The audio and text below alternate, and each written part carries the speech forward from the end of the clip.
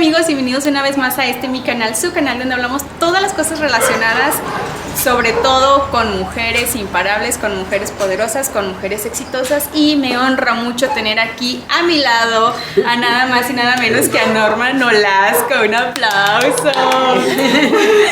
Vamos a platicar largo y tendido. A ver, Norma, preséntate, quién eres, qué es lo que haces. Nancy, bueno, pues antes que nada, muchas gracias por invitarme aquí a estar contigo.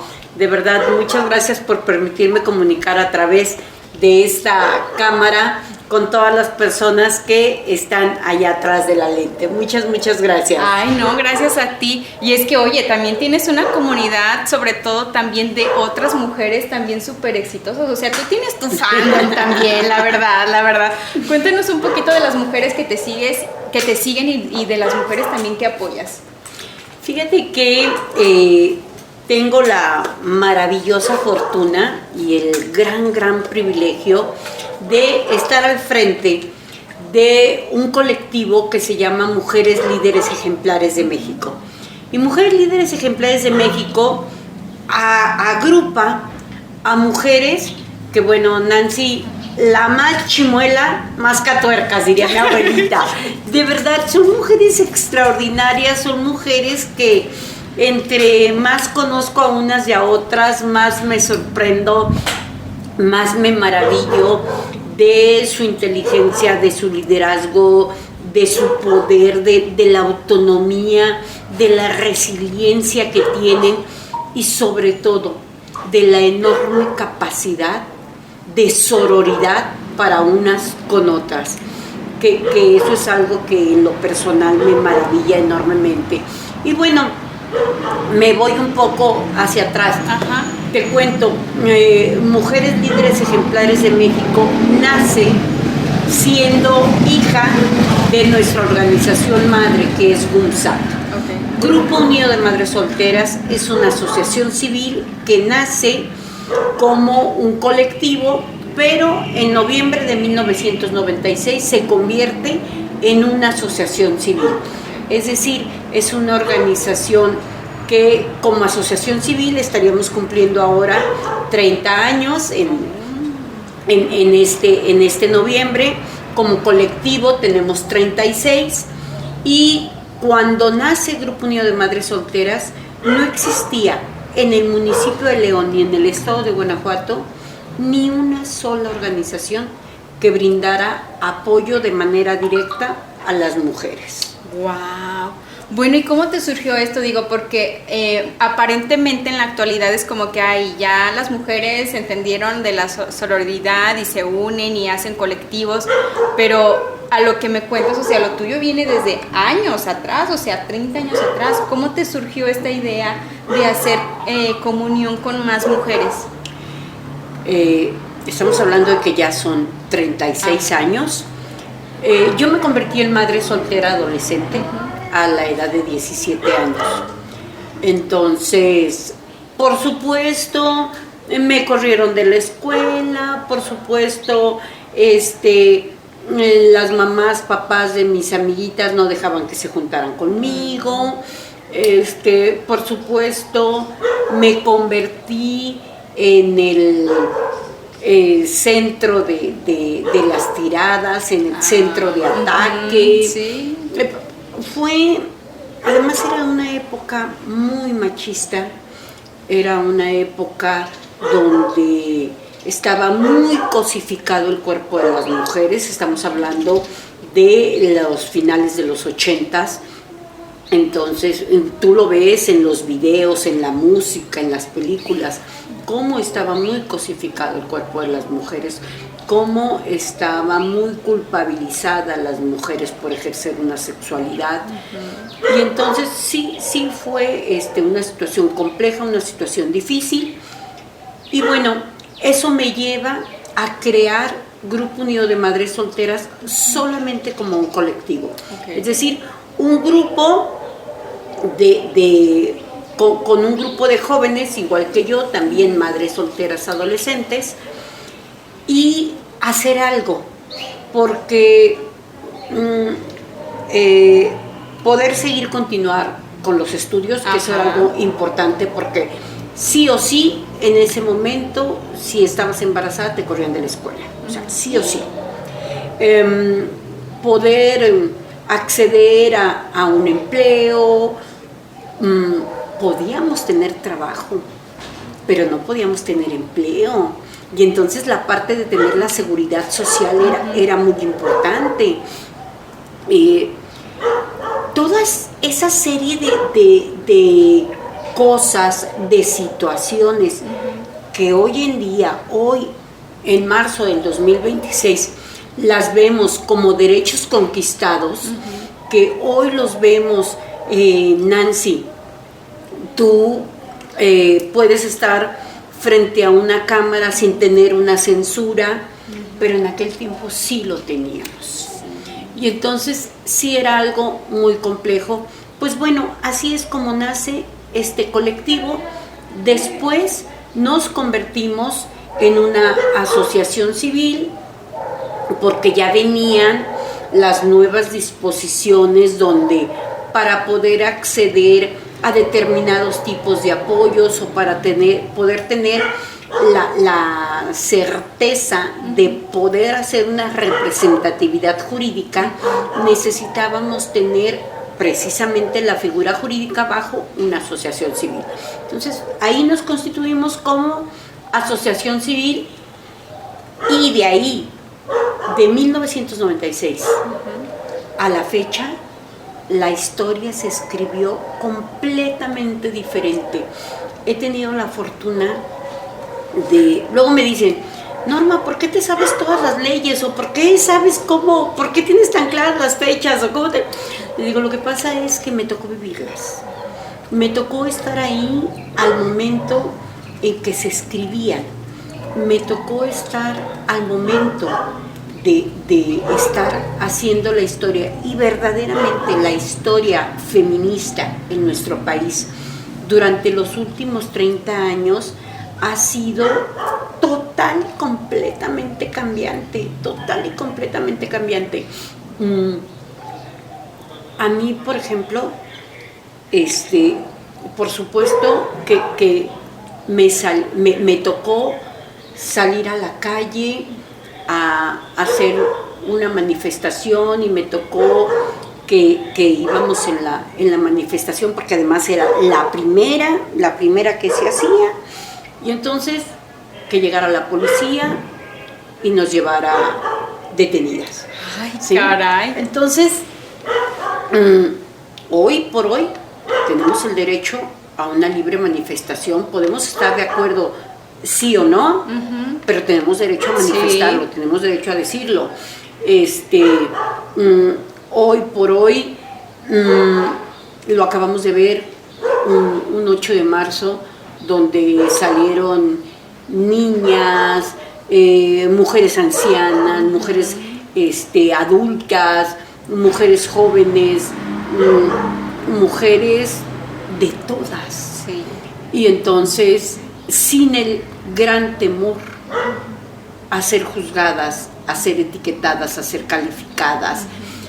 Y bueno, en las primeras manifestaciones que hicimos acá en León, eso era casi sí. Impensable, y éramos 5 mujeres y éramos las locas, y éramos las que tuvimos que pasar por una serie de situaciones de verdad muy aberrantes.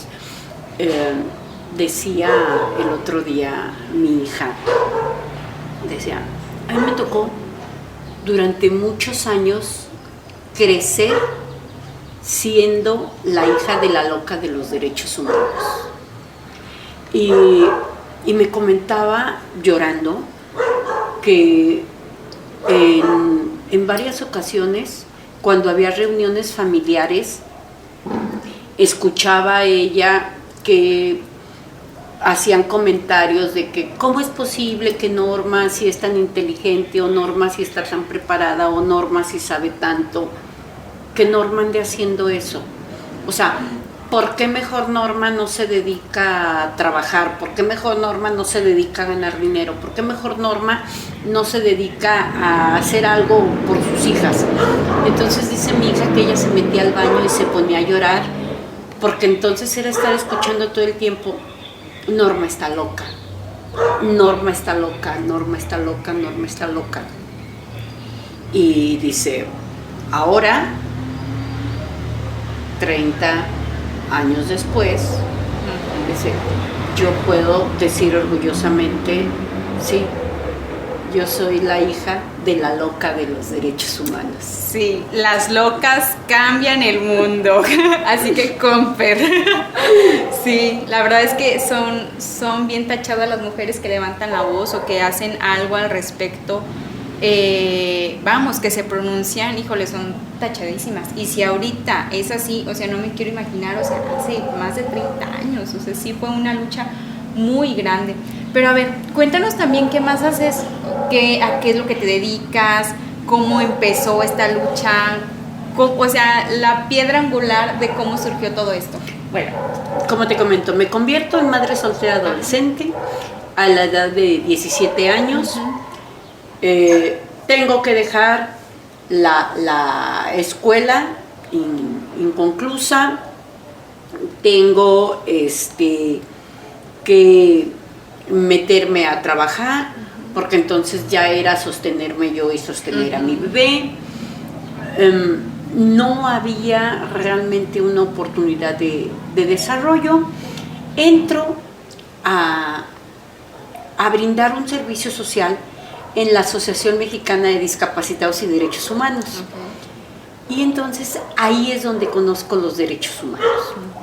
Y es ahí donde dentro de esta organización me piden que me encargue de trabajar en el área con las mujeres.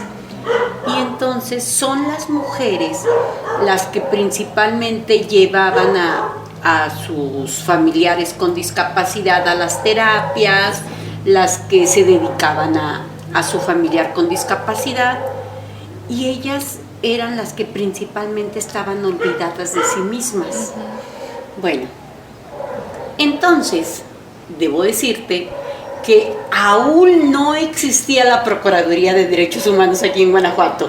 ¿En serio? Imagínate.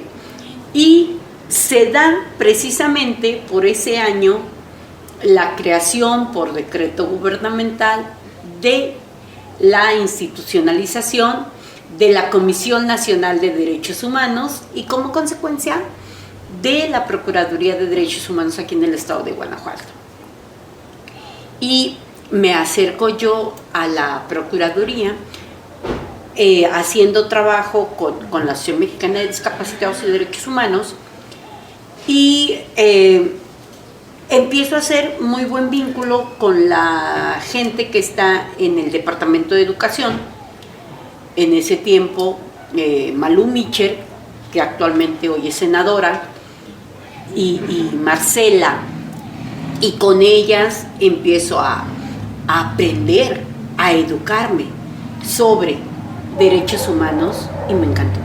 Wow. Me encantó y lo tomé como una vocación y lo tomé como un apostolado.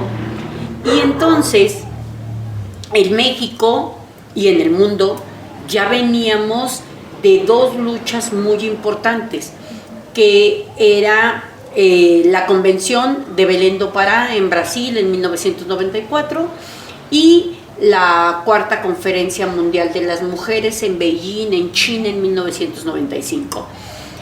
Y ya en México se empezaba a hablar acerca de prevención, sanción, eliminación y erradicación de la violencia en contra de las mujeres. Ya se empezaba a hablar también sobre la no discriminación hacia las mujeres, pero ya con una ley, porque ya estábamos hablando de que para 1997 ya existía la ley para prevenir, atender, sancionar y erradicar la violencia. En ese tiempo solamente era la violencia, en ese tiempo no era la violencia contra la mujer, en ese tiempo no se hablaba de género, en ese tiempo no se hablaba solo de violencia. Es entonces para el año 2000 cuando se crea, y nos tocó crear, ya ahí nos tocó arrastrar lápiz a un grupo muy grande de mujeres como Marcela Lagarde, Marta Lamas, mujeres ícono aquí en el país, que son pioneras en materia de derechos humanos.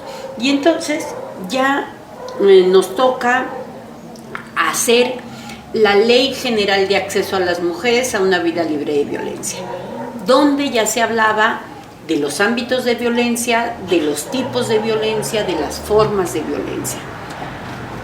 Y entonces en el 2000 ya empezamos a hacer semillero con nuevas generaciones de mujeres, porque ya empezábamos a entrar a las universidades para que todas estas mujeres universitarias conocieran de sus derechos humanos, empezaran a promoverlos, a difundirlos, se los apropiaran y con esto comenzara lo que hoy vemos como estos derechos humanos de tercera y cuarta generación.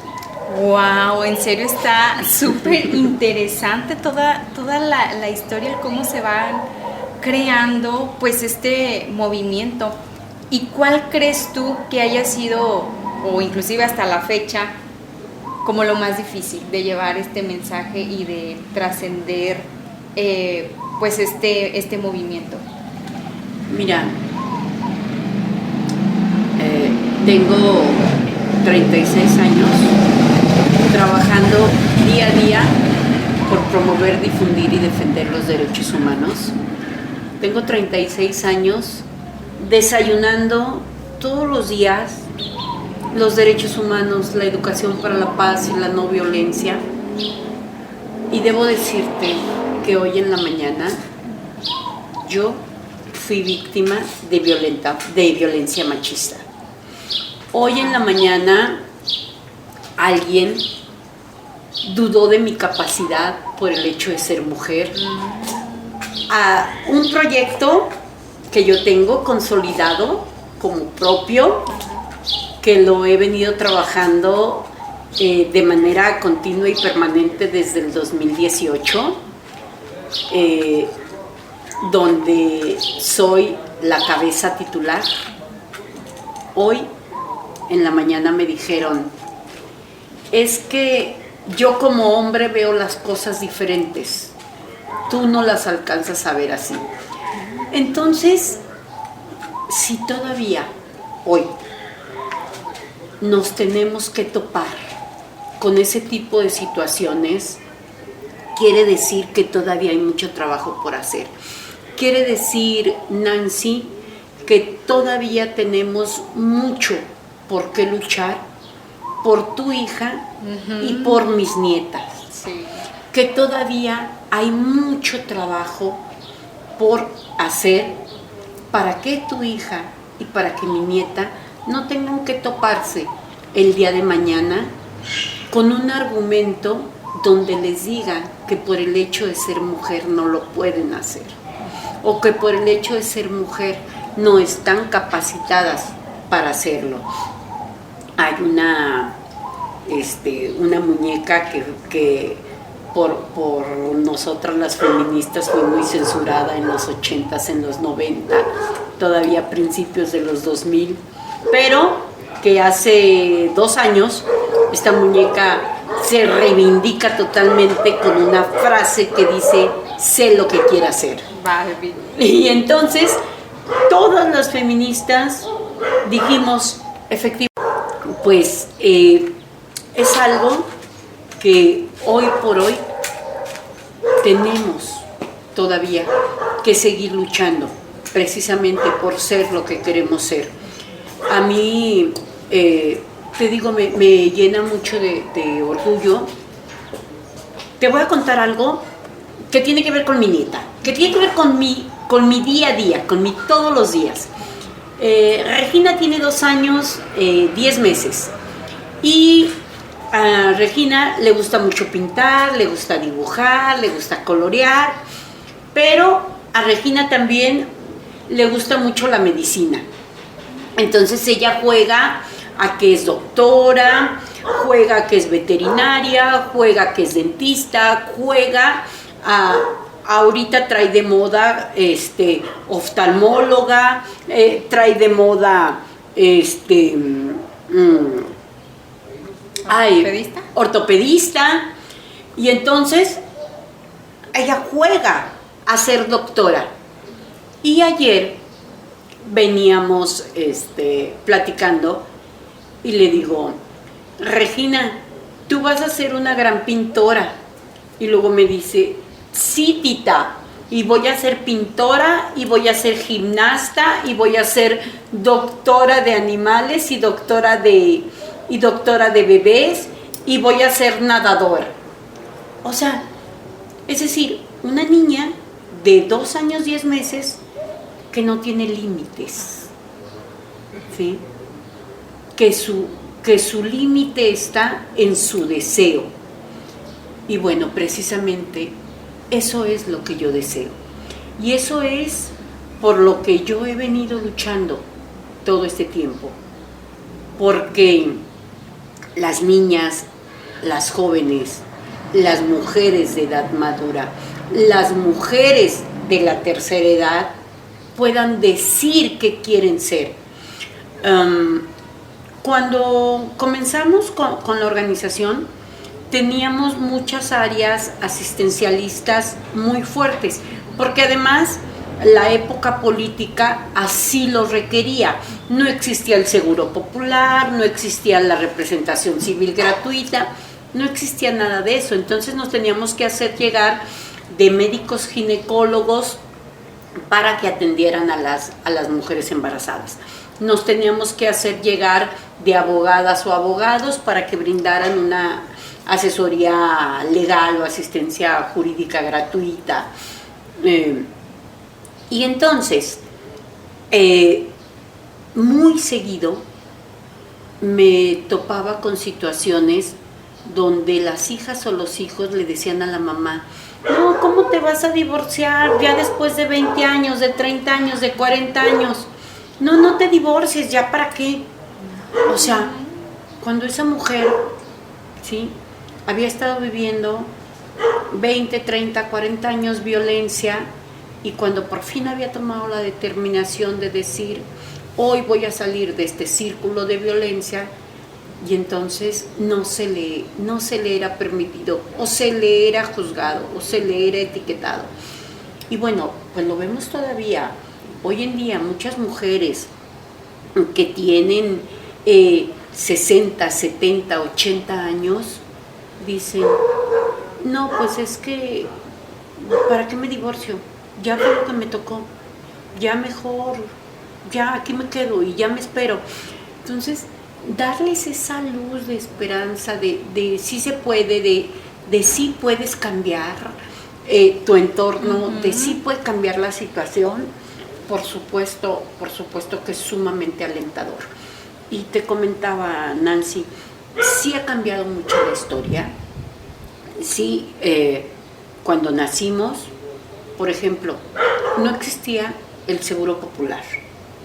Sí decía la Constitución política que teníamos derecho a la salud de manera gratuita, pero lo decía la Constitución. En la realidad no era como tal.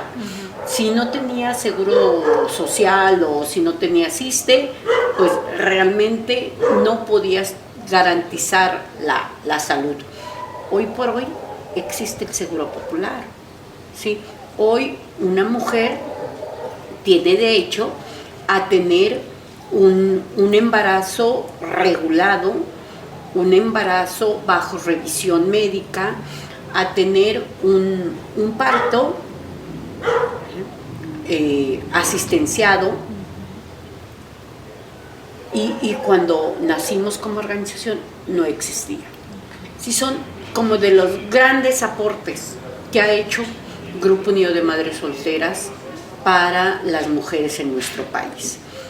Otro de los grandes logros que hemos tenido como organización es que en el año 2011 fui llamada en el municipio de Silao para brindar apoyo a 8 mujeres víctimas de acoso sexual, hostigamiento laboral, por parte de su entonces jefe, el director del sistema de agua potable y alcantarillado. Pero déjame decirte, Nancy, que aquí en Guanajuato el acoso sexual, el hostigamiento laboral no estaban tipificados como delito. ¿Qué? En el Código Penal no existía. Entonces, al poner esta denuncia, nos teníamos que amparar en la ley federal y no en las leyes locales.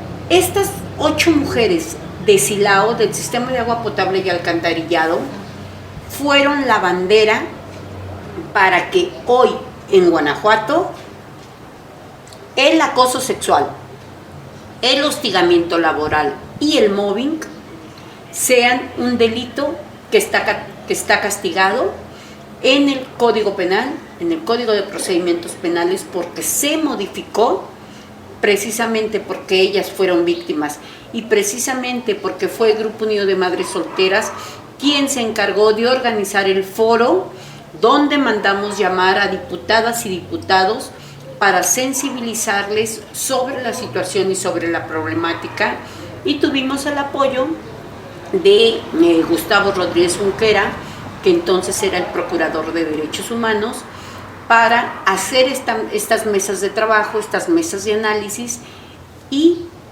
poder sancionar el acoso sexual, el hostigamiento laboral y el mobbing. Ay, pues muchas felicidades por ese avance. Ahorita que dices eso de que no estaba tipificado dentro de aquí del estado de Guanajuato, se me vino a la mente como este discurso machista que dice, es que ustedes tienen todas las leyes a su favor, cuando recientemente, en estos días, se acaba de hacer válida la ley Valeria, me parece, que es precisamente del acoso y de que si te mandan muchos mensajes o que crean cuentas falsas, o sea, y mismas mujeres van por delante como punta de lanza. Entonces, en realidad, sí, a lo mejor algunos derechos sí ya los teníamos, pero también se está peleando por muchos otros. O sea, siento, no sé, tú corrígeme, que apenas esto va iniciando. Sí, totalmente. El artículo 4 de la Constitución Política de los Estados Unidos Mexicanos dice que hombres y mujeres somos iguales ante la ley, ¿sí? Y lo dice la Constitución desde 1917. Entonces, podríamos decir, hombres y mujeres somos iguales desde 1917 ante la ley. Y es una mentira, Nancy. La realidad es de que las mujeres tuvimos el derecho al voto apenas en 1953. Entonces, ¿dónde estaba esa igualdad que se venía manejando desde 1917? ¿Sí? Hoy, Lolita González, la primera mujer notaria en el estado de Guanajuato, todavía está viva. ¿Qué quiere decir eso? Eso quiere decir que apenas, ¿sí?, hace 50 años no había una mujer notaria, que todos los hombres eran notarios, ¿sí? Hoy hay una primera gobernadora. Sí. ¿Qué quiere decir? Que tuvieron que pasar 200 años para que hubiera una mujer gobernadora. Entonces, ¿dónde está la igualdad? ¿Dónde está la igualdad cuando yo tengo que salir a la calle a trabajar, pero antes de salir a la calle a trabajar, tuve que haber dejado la cama tendida, los trastes limpios, la comida hecha, y cuando vengo de regreso de trabajar tengo que llegar a la tortillería y además tengo que pasar por los niños al colegio, para después irme a la casa? ¿dónde está la igualdad cuando voy en mi coche y pasa un macho y se me mete por delante y me pita y me dice, oh, tenías que ser vieja? Ay, sí. ¿Dónde está la igualdad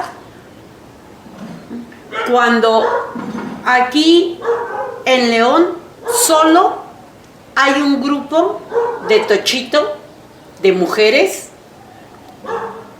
¿Y cuántos grupos de fútbol americano, cuántos equipos de fútbol americano de varones hay? Lobos, búhos, o sea, ¿sí? Y solo uno de tochito de mujeres. ¿Dónde está la igualdad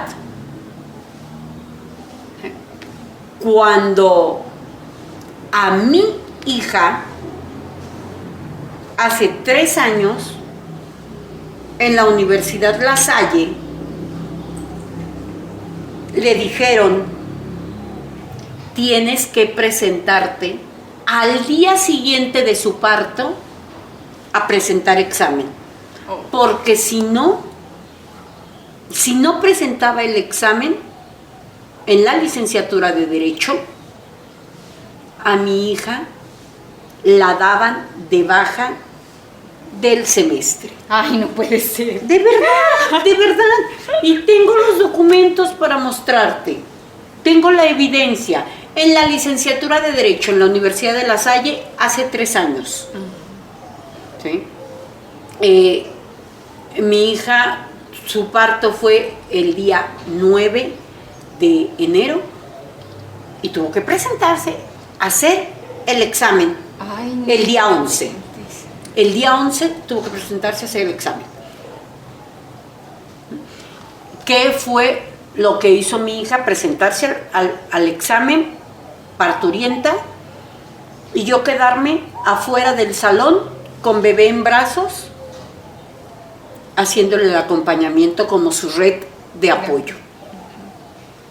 O sea, ¿dónde está esa igualdad de la que habla nuestra Carta Magna, que es la Constitución Política?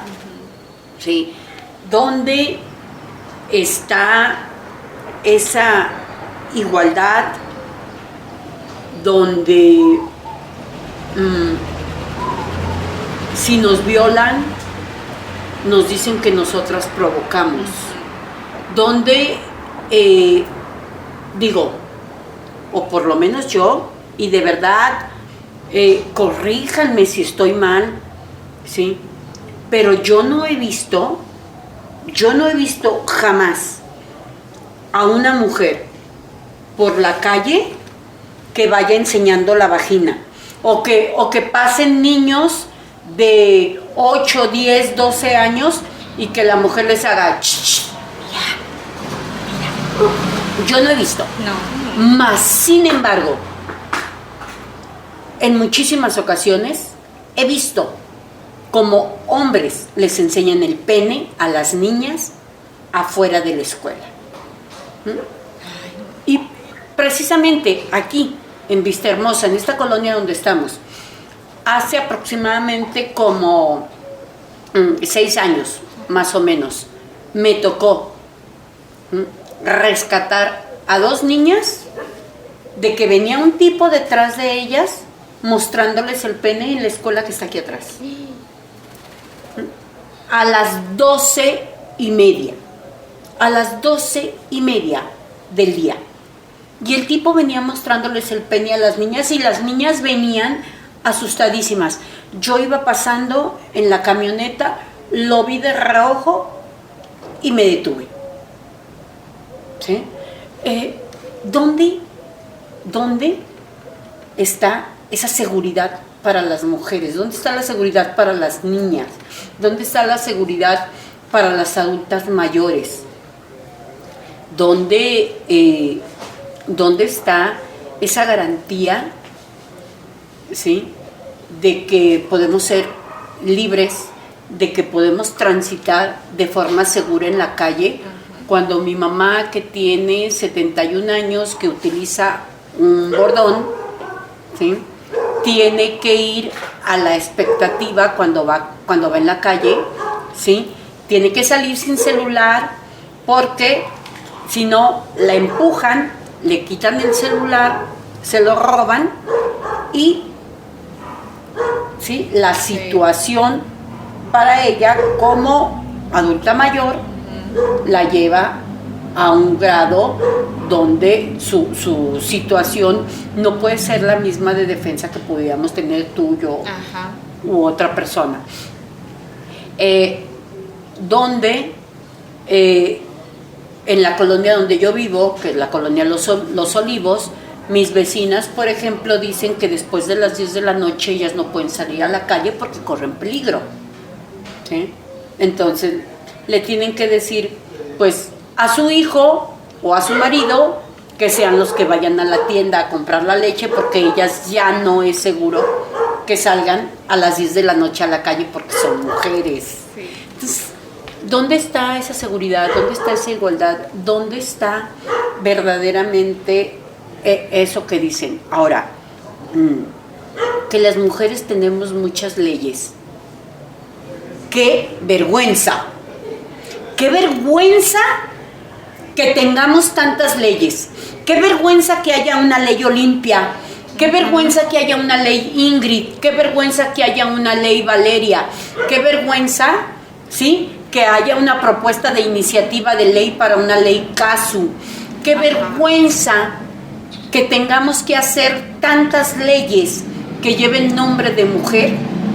Porque a las mujeres se nos está violentando, se nos está agrediendo, se nos está tratando, se nos está lastimando.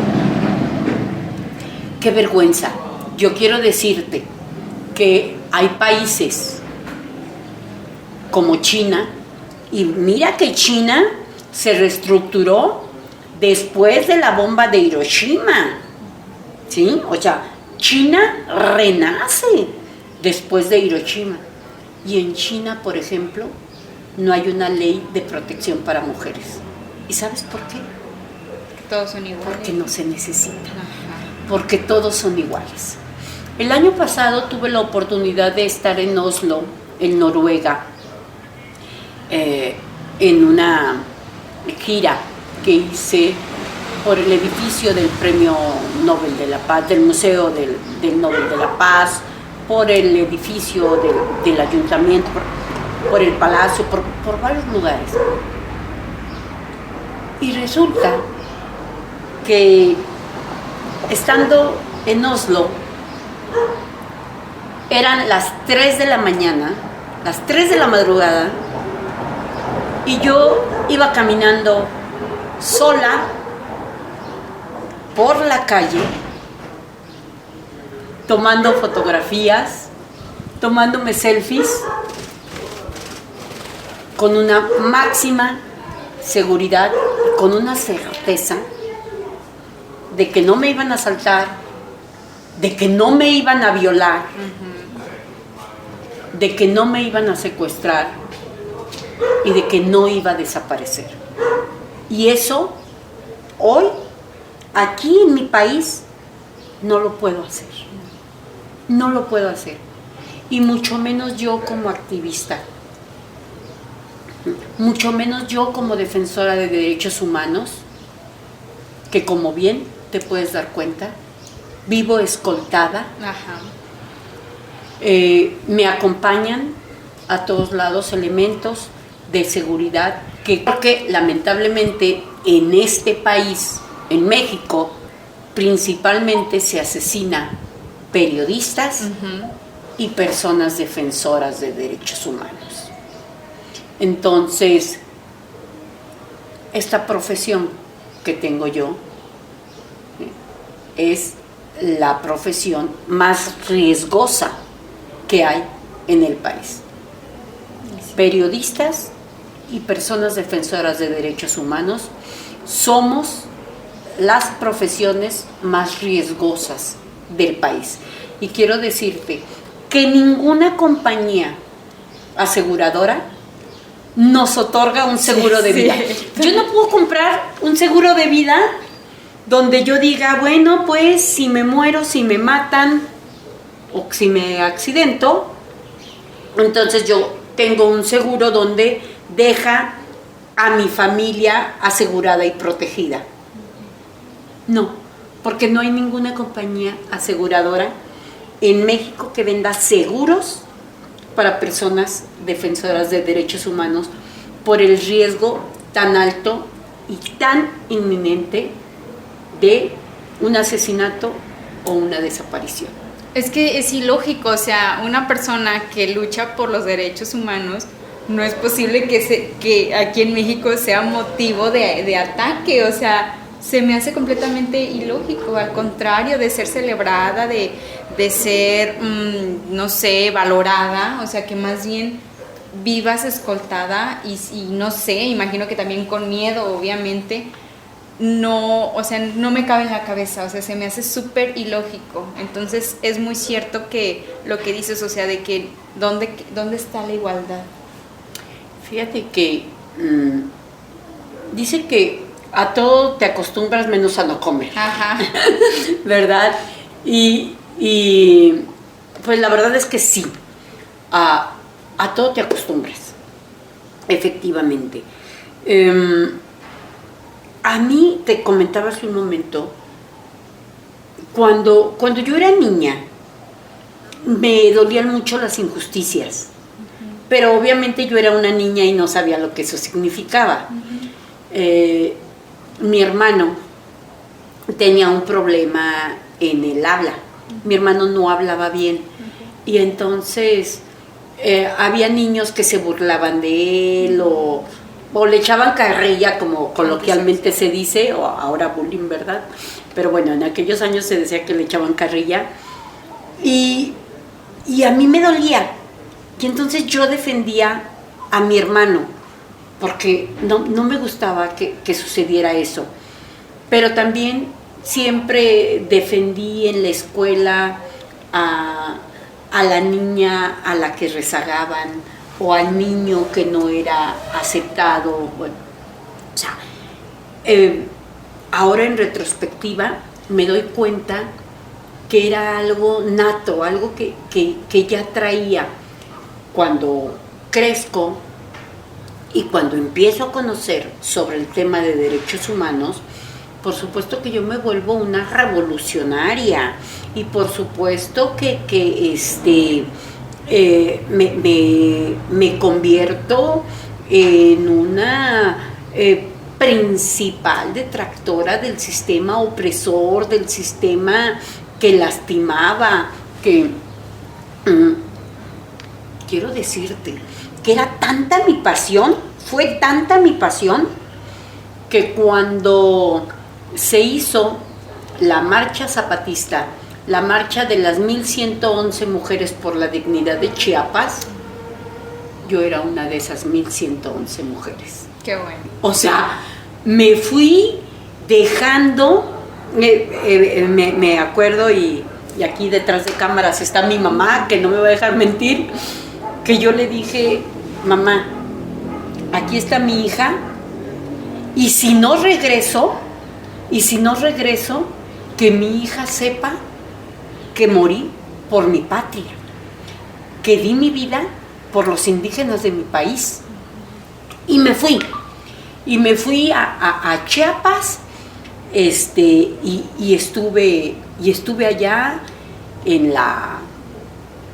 llevando de comer a los desplazados, llevando medicamento a las personas indígenas que estaban enfermas o que estaban teniendo ataques y todo. Pero yo me fui. Y si no regreso, doy mi vida por los derechos humanos. Entonces me di cuenta que efectivamente, ¿sí?, para mí los derechos humanos no son una moda. Para mí los derechos humanos son un modo de vida. Habrá quien lo entienda y habrá quien no. Y sabemos perfectamente que a los malos no les gusta esto, que a los malos, por supuesto, no les conviene que existan personas como yo, porque entonces les pone un freno para que sigan haciendo sus maldades. Ajá. Como le pusimos el freno a Jorge Raúl Villegas Chávez, un sacerdote católico que además era el vocero de la arquidiócesis aquí en León y que fue un padre pedófilo y violador que en secreto de confesión violó a 5 menores, de los cuales se le sentenció por 2 niñas por múltiples violaciones y lo peor, Nancy, en secreto de confesión. ¿Sí?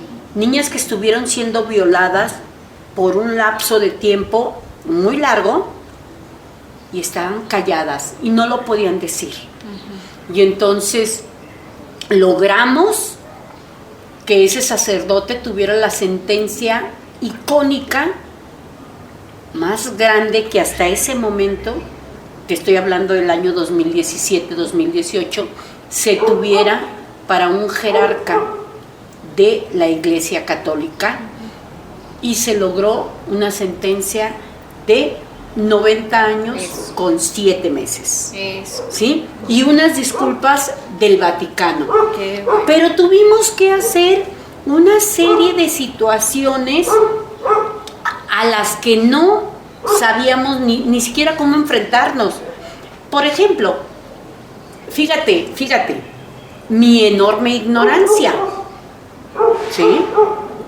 Yo sabía que tenía que defender a esas niñas en base a los derechos humanos, que tenía que defender a esas niñas en base de acuerdos, convenios y protocolos de atención para niñas, niños y adolescentes, en base a un protocolo facultativo que había emitido la ONU sobre prostitución, pornografía, corrupción de menores y trata de personas para protección de los niños. Pero, por ejemplo, yo no sabía que para hacer valer todos esos instrumentos necesitaba de un abogado canónico. Es decir, de un abogado que supiera de las leyes canónicas emanado del Vaticano, preparado por el Vaticano, para defender a unas niñas de la propia inmundicia que han estado cometiendo muchos sacerdotes. ¿A qué me llevó eso? Eso me llevó a que me sacaran de la carretera. Eso me llevó a que se crearan campañas de desprestigio en mi contra. Eso me llevó a que rociaran de agua bendita mi casa. Eso me llevó a que me balearan. Eso me llevó a que secuestraran a mi abogada. Eso me llevó a que secuestraran a mi hermano. Eso me llevó a que privaran de la libertad a mi hermano. Me llevó a enfrentarme con una esfera del poder tremenda, terrible. Pero siempre, Nancy, lo que me ha quedado claro es que lo mejor es romper el silencio. Uh-huh. Así es, efectivamente, sí, levantar el silencio, levantar la voz y hacer justicia. Así es. Uh-huh. Por nosotras, por las personas que están a los lados, uh-huh, pero sobre todo por las personas que vienen atrás. Yo, hoy por hoy, puedo ver a mis hijas a los ojos y decirles: yo he hecho patria por ti. Puedo ver a mi nieta a los ojos y decir: yo he hecho patria por ti. ¿Sí? Y no solo se trata de ser la Adelita de la Revolución de 1810, o no solo se trata... Y pues me queda claro que hoy por hoy tenemos que seguir pugnando, tenemos que seguir luchando, tenemos que seguir entregándolo. Y te decía, y me queda claro porque hoy en la mañana a mí me dijeron que yo no, por ser mujer. O sea, entonces cuando todavía hay un discurso así, quiere decir que todavía hay mucho por trabajar, que todavía hay mucho por hacer. Por eso cada vez que tengo oportunidad de hacer uso de la voz, tomo el micrófono por las que no tienen voz. Cada vez que tengo oportunidad de hablar, quiero hablar por las que ya han silenciado. Cada vez que tengo oportunidad de poder comunicarme, y agradezco nuevamente, Nancy, esta invitación para poderlo hacer, porque eso me permite llevar al punto de la reflexión de sí, todos los logros que hemos hecho, porque no podemos negar nuestra lucha, no podemos negar todos los grandes trabajos que hemos logrado, pero también todo lo que nos falta por hacer, todo lo que nos falta por continuar. Y todavía, ¿sí?, lo que tenemos que dejar para nuestras generaciones que vienen atrás. Sí, la verdad es que te agradezco muchísimo tu tiempo. Yo sé que tienes muchísimas más anécdotas y queda obviamente este espacio, la cámara, para todos los comunicados, todo el mensaje que quieras dar. Y me queda claro a este momento de conocerte que los superhéroes a veces no traen capa, a veces usan zapatilla y lápiz labial. Entonces me alegra mucho una vez más de convivir, de conectar con mujeres tan poderosas, tan resilientes, tan valientes, que alzan la voz por las otras, esa sororidad que se ve a leguas. Estoy muy orgullosa de conocerte, espero no sea la primera vez que nos veamos, y estoy aquí para servirte y obviamente para hacer algo. Ay, Nancy, muchas gracias. Muchas gracias, de verdad. Muchas gracias por invitarme a estar contigo. Ay, este es tu espacio. Muchas gracias por permitirme comunicarme con tu gente que te sigue y que me conozcan a través de ti. Ajá. Y bueno, decirles que por favor, rompan el silencio. Que lo más difícil ya pasó, que aquí estamos y que en todo lo que yo pueda, aquí estoy para ayudar, para apoyar. Ay, muchas gracias, Amix. A todas ustedes una vez más una invitación, rompan el silencio, como dice bien Norma. Aquí tienen a dos aliadas que van a estar acá echándoles porras y también levantando la voz ante las injusticias. Aquí cuentan con dos, entonces, y yo nada más echo porras, como quien dice, tú eres la experta. Está bien. Y claro, precisamente por eso alguna mujer que esté viendo esto, que tenga miedo a levantar la voz, que esté como con toda esa ansiedad que se vive dentro de a lo mejor algún círculo de violencia, ¿qué le dirías? Y tus redes sociales para que te contacte, o algún número, no sé, lo que tú quieras o proporcionar. Bueno, en todas las redes sociales estoy como Norma Elena Nolasco Acosta, Norma Nolasco, que es el nombre más coloquial. Mi teléfono WhatsApp 477-309-9759, a su disposición. Solamente un mensajito de WhatsApp y ahí estoy. Y de verdad, decirles que por favor no se callen, que lo peor ya pasó. Sí, y que vienen muchas bendiciones y que también hay una red fuera que las soportará y las impulsará. Entonces, que no están solas. Así es. Pues bueno, te agradezco una vez más muchísimo Gracias. tu tiempo, a nombre de todas las mujeres que hoy ya no pueden hablar, a nombre de todas las mujeres que has representado y a nombre de todas las mujeres que representarás, te doy enormemente las gracias. Mujeres como tú, con esa valentía y con ese corazón, faltan en este mundo, pero una vez más siento que el mensaje es como que todas podemos ser como tú, que eres una inspiración, porque pues no es como que tengas 3 manos o 2 cerebros, eres una mujer de carne y hueso, y lo que te hace distinta son tus valores y tus principios, y que sobre todo actúas. Entonces todas podemos ser una Norma Nolasco en nuestro entorno, también para no dejarte a ti solita, sino para ser aliadas, pero que estamos en esta lucha todas. Así que pues bueno, muchas gracias, Norma, una vez más.